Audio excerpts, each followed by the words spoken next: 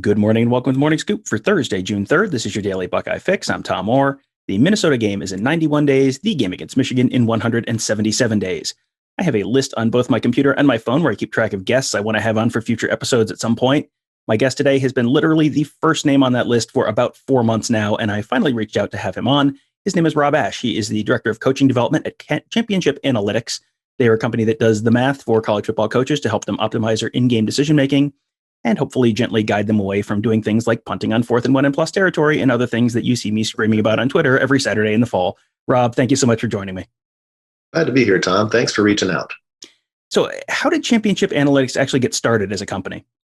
Well, the inventor and founder of Championship Analytics is a gentleman by the name of Mike McRoberts, and he and his good friend Brian Baker were Northwestern students, good friends there for a long time. And several years ago, they got tired of watching those same decisions you just referenced on college football and NFL football games where coaches were making low percentage decisions that were kind of dinosaur relics, like you said, punting on 4th and 1 at midfield and so on. So both very good math guys, and Mike developed an algorithm which he got patented, which basically is able to run simulations of what should happen in games and calculate win odds based on decisions that are made during the course of the game.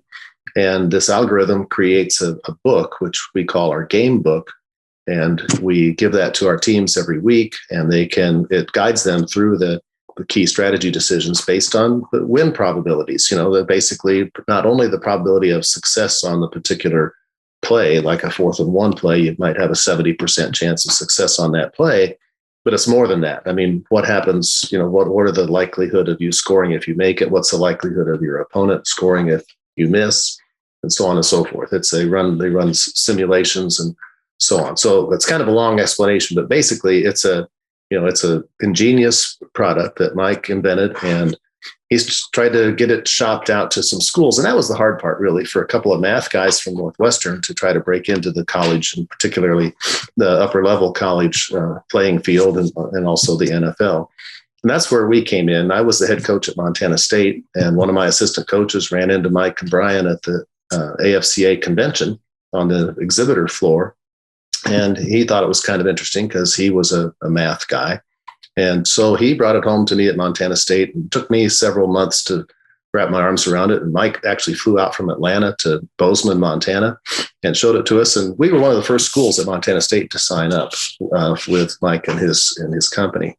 So that was in 2014 for me. So at that time, there were at the end of that preseason, there were 3 schools that signed up. And now, fast forward through all these years, now in 2021, we have 80 Division I teams, 6 NFL teams. We've grown by leaps and bounds, and it's been a really exciting venture to be a part of. And so I'm not coaching anymore. I'm working full time with the analytics group, and it's been a great deal. So can you give, first of all, people an idea what kinds of information you're providing to teams, like what kinds of decisions are broken down in that book? And then, in a book, how many pages does a team get in a typical week? Yeah, so the book is really interesting and fascinating because we create a different book every week for every matchup. And the book consists of about 50 pages of charts. And the charts correlate to different times in the game and different scores of the game. So you start out on a chart that's 0-0 in the first quarter. And at the end of the game, you'll have multiple fourth quarter charts for 5 minutes left, when the score is exactly +3 or -2 or whatever. So all these charts correlate, like I said, to the time and the score of the game. And then it's a grid of the field that basically says if you have a 4th and 2 at the 50-yard line in the third quarter and it's 7-7 against this opponent on this particular day, this would be a go. And if it's 4th and 3, it would be a punt. And the beauty of it is that every single week, the book is recreated for the matchup that week. So sometimes, you're going to be a favorite. Sometimes you'll be an underdog. Sometimes it's a high scoring game. Sometimes it's projected to be a low scoring game. The weather could be a factor. Whether you're home or away could be a factor. The caliber of the specialists is calculated into that. How good is your kicker? How good is their kicker? All that gets thrown into the computer, and it generates a different set of charts every single week. The basic format's the same. It's the same 50 tabs, with the quarter and the score, but the pages are new every single week. So you've got a much different chart. If you're Ohio State and you're playing, a Big Ten opponent, that's going to be a different chart than if you're playing Clemson or Alabama in the playoffs, because of maybe how high scoring the game would be projected to be, whether or not you're a big favorite or it's supposed to be a toss up. All that, like I said, is factored in. Now, it used to be when the company started, that was pretty much the only product, just this fourth down book.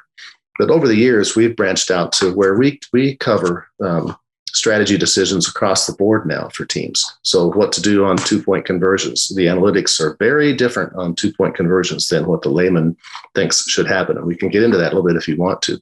We have charts for timeouts. We have charts for end of the game strategy, such as the famous one with Penn State, Indiana, where Indiana let Penn State score at the end of the game, and then they were able to come back and win. That was all covered by our charts. We've gotten into timeouts, clock management, overtime strategy. Here's an interesting statistic that people probably don't know. If you're in overtime and you kick a field goal successfully in the top of the first overtime, you only win 30% of the time.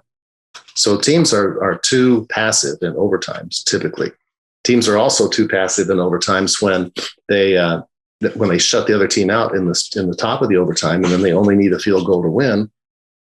Sometimes they shut it down too early and they rely on a college kicker to kick a 42-yard field goal to win it, and he misses. So, we've gone into overtime trying to get people to be more aggressive. And the bottom line about all of it is that the teams that have signed up with us and that use championship analytics and follow it faithfully, those teams are A, more aggressive, B, more successful when they are aggressive, C, they score more points per possession than teams that don't follow the analytics. And most important of all, they win more games. Our teams average one more win per season after they start using our product than the year before they used our product.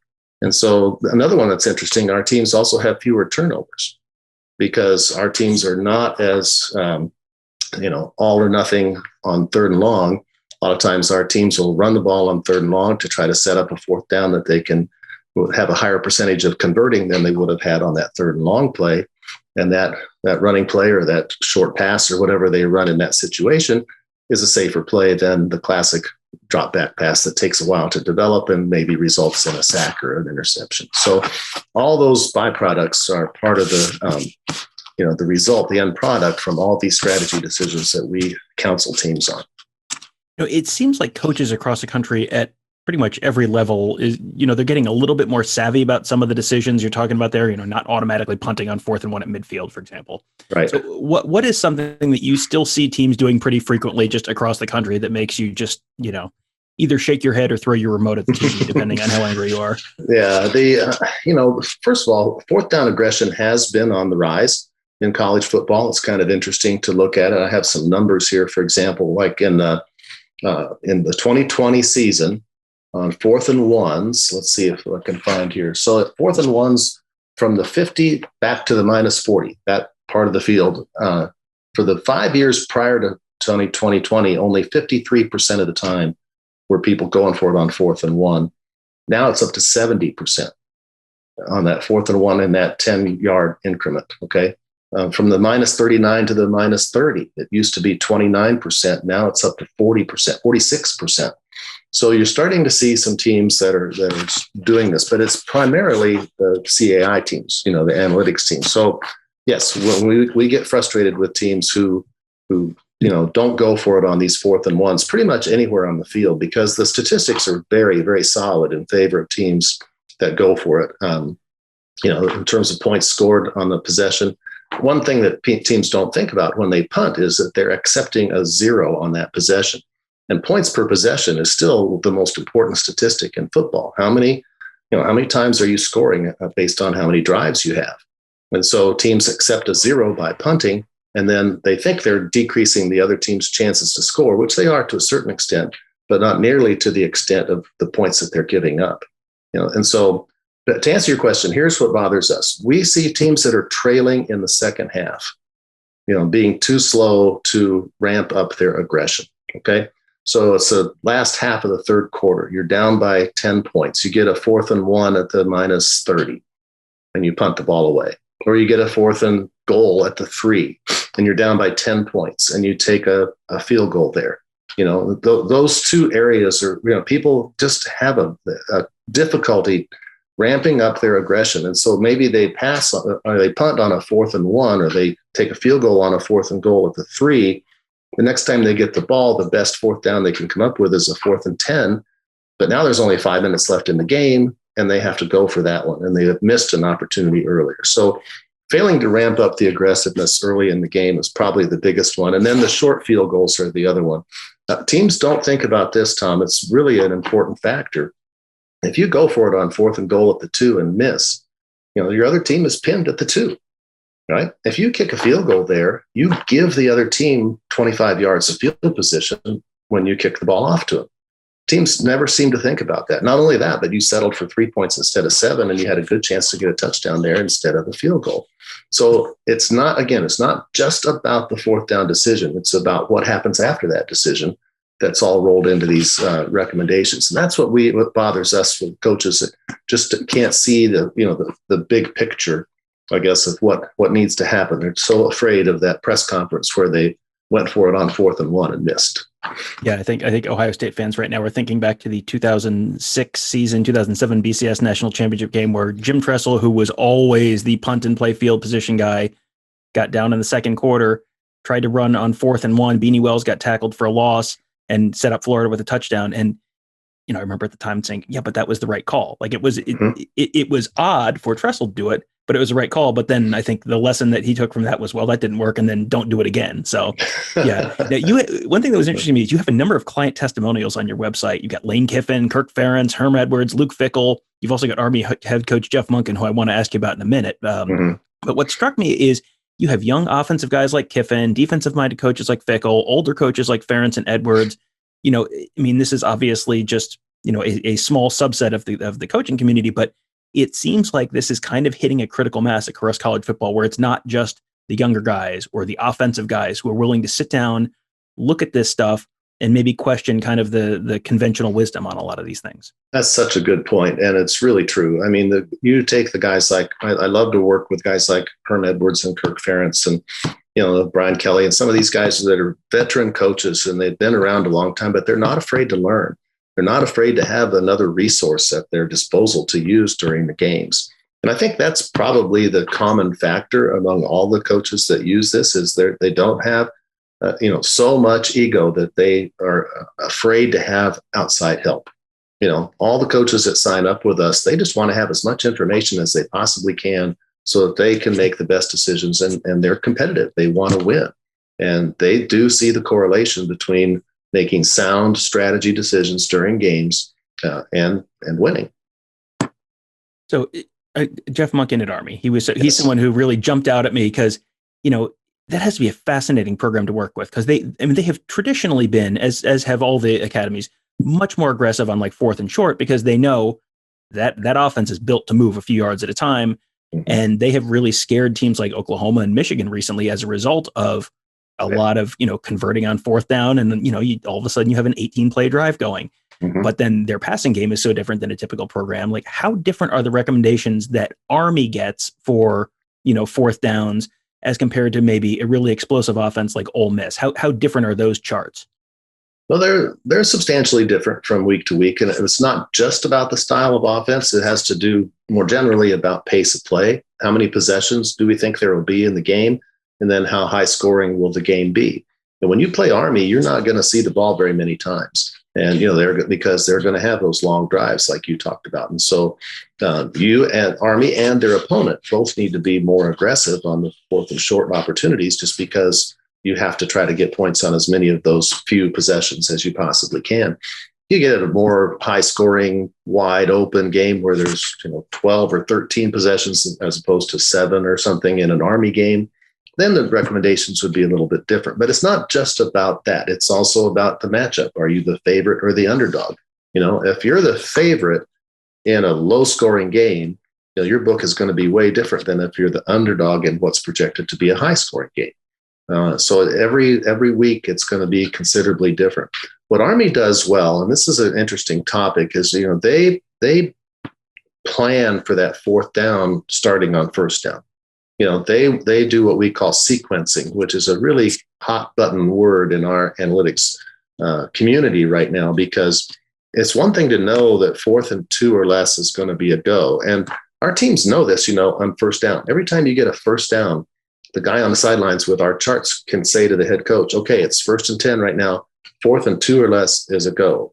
Our teams know that on first down. So Army does an outstanding job when they know 4th and 2 or 3 or 1 is going to be a go. They chip away at that and they get to 4th and 2 or 3 or 1, and then they go. Other teams can be like in a 3rd and 5 and 4th and 2 is a go. They throw incomplete and then they have to punt. And so the idea of sequencing is intentionally trying to move the ball into the green boxes, which we have on our chart for goes, intentionally trying to move the ball into a high percentage 4th down area where the odds are with you that you can not only make it, but then that'll sustain your drive for points. And so Army does an outstanding job of what we call sequencing, and their charts are different just because their game has so few possessions. So you mentioned that the potential, number of possessions, number of scores can impact what that chart looks like. How much just the strength of the opponent impact it? So, for a game where you've got, a similar game state, you've got, they're both expected to be 12 possession games. They're both expected to be, you're down 10 points or you're up 10 points or whatever in the third quarter with 10 minutes left. And, the down and distance is the same. Do the numbers, if you kind of control for all of those variables, do the numbers just generally suggest that teams should be more aggressive against weaker opponents or stronger opponents? Should you be pushing your advantage more if you're a big favorite, or are you being a little more conservative and you kind of have to push more if you're an underdog? There's two considerations that are kind of conflicting here and kind of push you in opposite directions. Okay, the one is when you're the big favorite, you really don't have to take as many chances, because over the course of those 12 possessions, more of those are going to come out in your favor.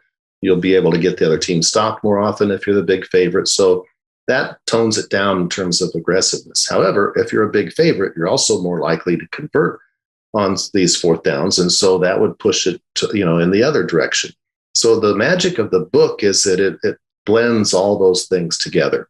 And yeah, so, one day, when you open up your book at the beginning of the game, it's going to say that the first 4th and 1 go is at the 30-yard line, the minus 30-yard line.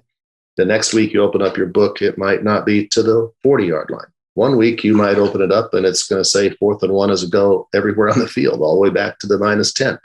And then all that trickles down, of course, from the rest of the game. So it's just not as simple as one thing or the other, but it all contributes to it. Now, I was going to mention just with Ohio State, because that's your beat, and everything. But so, if Ohio State used our materials, then their books would be way different during the Big Ten season, as opposed to, let's say, they get in the playoffs and you're playing Clemson or Alabama, because, whereas you're probably a big favorite in many of your Big Ten games, obviously in the playoffs, it's going to be more of a toss-up. Are you going to have as much success on 4th and 1 in some of your regular season games or in the playoffs against these playoff caliber teams? And their offenses, as we found out the last couple of years in college football, these offenses are going crazy and they're scoring from anywhere. So you can't afford to punt the ball back to an outstanding offense like Alabama. I mean, you have to, part of the rationale for going for it is to play defense, defense in the sense of keeping the ball away from the other team. So the recommendation for Ohio State against Alabama would be more aggressive to try to keep the ball away from them as much as anything else. So their books would be quite different in the playoffs than they would be, or in the Big Ten championship game or something, as opposed to the regular season.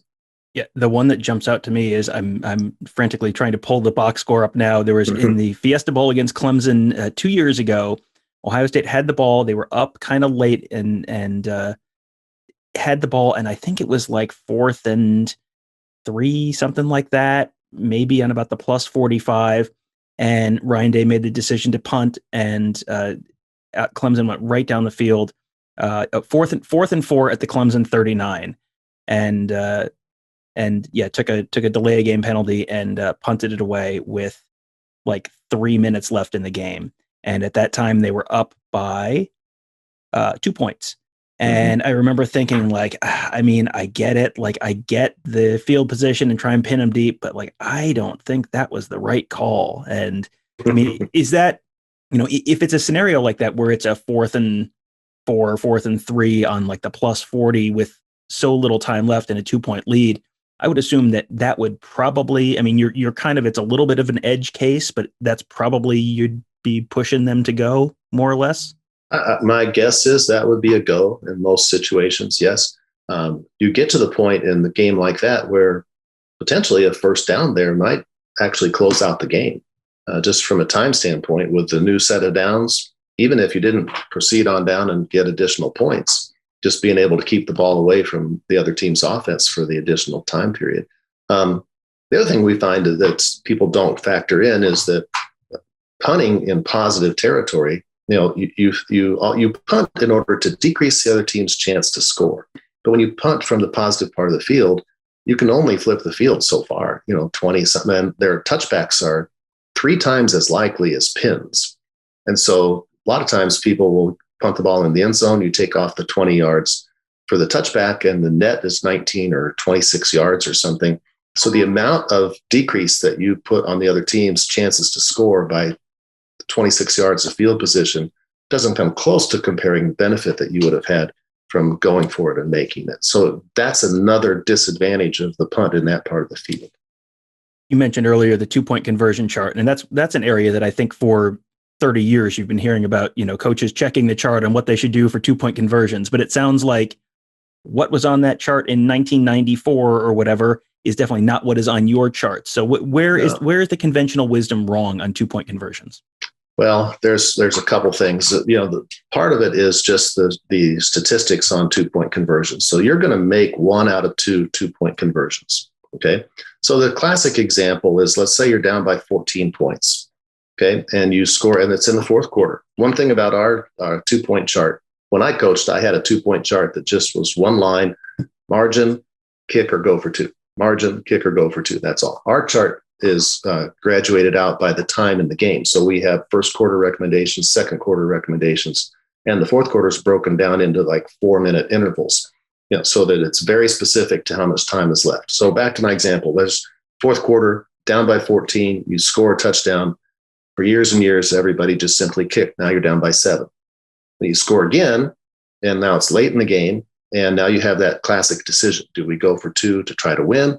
Do we kick it and play on? Whatever. So we actually we'll have very different recommendations. Every week it changes based on the team that you're playing. If you got to that -1 late in the game. Okay. So some games it would say, let's say you're a big underdog. You don't want to go to overtime against this powerful team. So it might say go for 2 there, try to win it. You have a better chance to score to win on 1 2-point conversion than you do to win in an overtime. Okay. So that recommendation changes. But here's the interesting part about my example is that really the safest and wisest thing to do is to go for 2 after that first touchdown. So you're down 14, you score, now you're down by 8, you go for 2. If you make it, now you're down by 6. If you have to, you have to score another touchdown to catch up anyway. But now if you score, you just kick an extra point and you walk off as a winner, But if you miss that extra point and you score another touchdown, you go for 2 again. And if you make that one, then you're back where you were with just 2 kicks.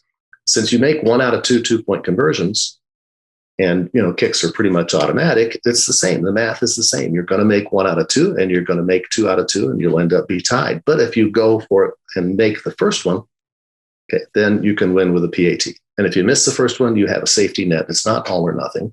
You have a safety net to try to come back. So it makes complete sense. It's not a gamble. It's not a risk. It's not a shot in the dark. It's simply the math.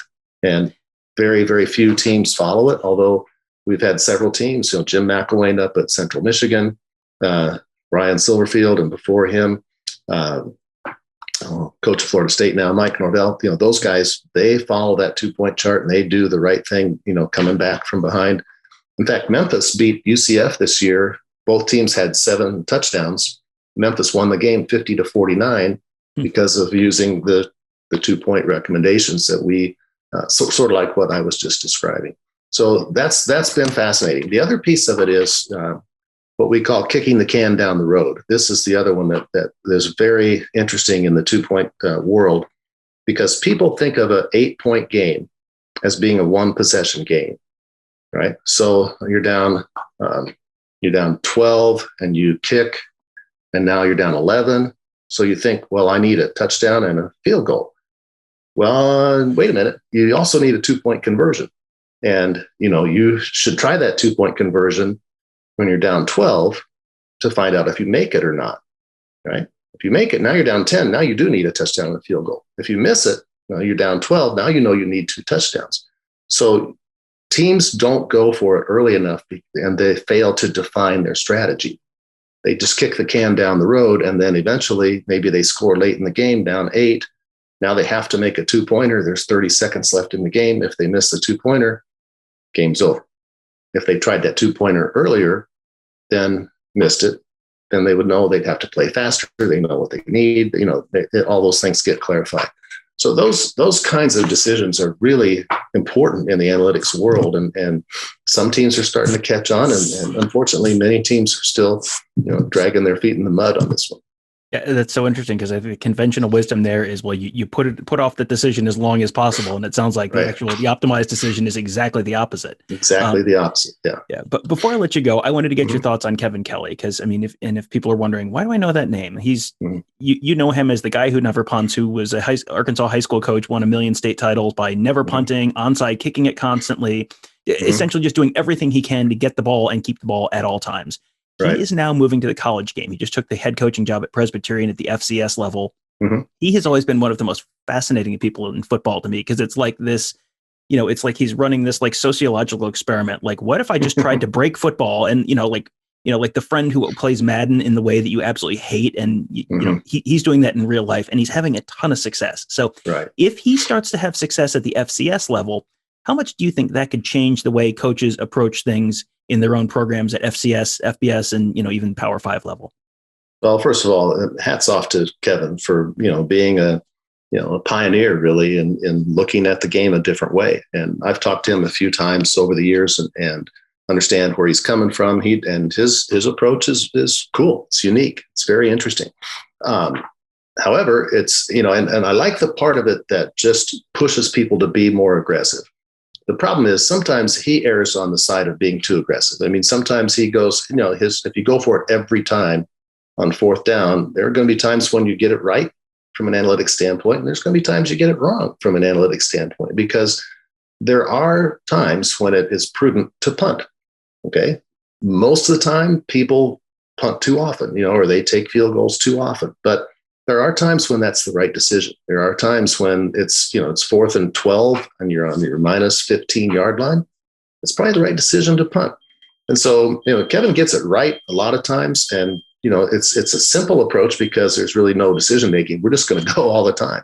And I applaud that. And I applaud the aggressiveness. But, the advantage of our stuff, our materials, and the sophistication of our materials allows us to, counsel teams in those difficult situations where, it's the decision might be more challenging than first meets the eye. But again, I like the fact that he's pushing the envelope, and I like the fact that aggressiveness is a theme with him, because teams generally, coaches across the country, do need to be more aggressive, but in the right spots. And I guess that's really the bottom line for us is, for example, we have charts at the end of the game that tell you when you should be what we call maximum aggression.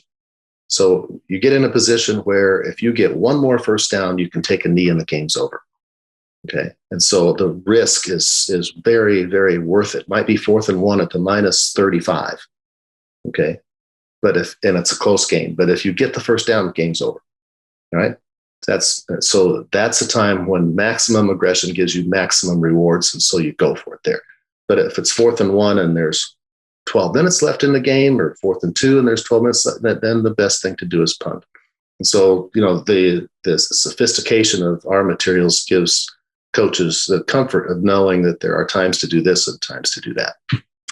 Well, I really appreciate you taking the time to join me and explain some of this stuff. Like this is a subject that absolutely fascinates me. And, I feel like it's always interesting to be watching people who are paid millions of dollars and going, you're doing this all wrong. Like I know, more about football, forgotten more about football than I ever know, but like, man, you are doing this wrong. So yeah, it is fascinating to have the have some of the numbers there to back that up. So I really appreciate you taking the time to join us. Thank you. Yeah. Thanks for reaching out. It's been very enjoyable talking to you. We had a good time. All right. And thanks again to Rob for joining me. I hope you guys found that as interesting as I did. That is a topic that I think is probably more interesting to me than just about any other element of college football, and something that I think you will. The more you read about it, the more you will look at what some coaches are doing and going like, what are you doing? What are we doing with our lives here, friends? So hopefully you guys enjoyed that as much as I did. Make sure you check out BuckeyeScoop.com. We have a ton of great coverage this week. It is camp week at Ohio State. There's camp week next week. There's camp week the week after that. Lots of prospects visiting. Lots of coverage. Mick Walker, Bill Green, Mark Givler, and I were all at Ohio State yesterday for the some of the camps there, and tons of coverage there on the Ask the Insiders board. You can get all of our great coverage from all our fantastic team of insiders right there. Just sign up to become a member today at BuckeyeScoop.com. Also, make sure you check out all of our great podcasts on all of your podcast platforms of choice. Just search Buckeye Scoop to find those. You can also find us on YouTube.com/Buckeye Scoop. Just hit the subscribe button there, and you'll get notified every time we post a new video. Thank you guys for joining us. Have a great day. We will talk to you tomorrow.